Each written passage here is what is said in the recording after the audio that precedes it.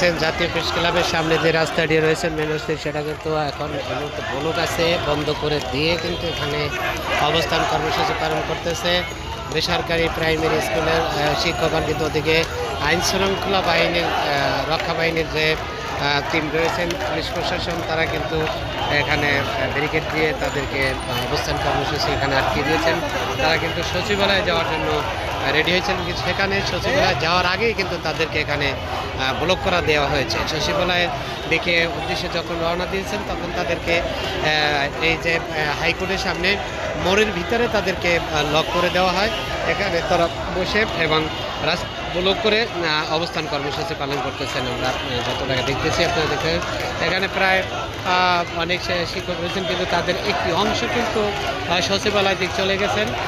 হয়তো সেটা জানি না সেটা কোন পর্যায়ে রয়েছেন, তবে আমরা যেটা দেখতে পেরেছি যে এখানে ব্লক করে মেইন রোড আটকে দিয়ে কিন্তু তারা অবস্থান কর্মসূচি অন্যদিকে রয়েছেন, তৎপরতায় রয়েছেন আইন শৃঙ্খলা বাহিনীর সদস্যরা কিন্তু এখানে রয়েছেন। আপনারা দেখতে পাচ্ছেন আইন শৃঙ্খলা বাহিনীর যে সদস্য রয়েছেন তারা কিন্তু এখানে আছে। দর্শক, এখানে আমরা আসলে যানজটের সৃষ্টি হয়েছে প্রচুর ঢাকা শহরে, এবং এই আন্দোলন ঘিরে কিন্তু দুই পাশটা কিন্তু ব্লক হয়ে গেছে জ্যামে।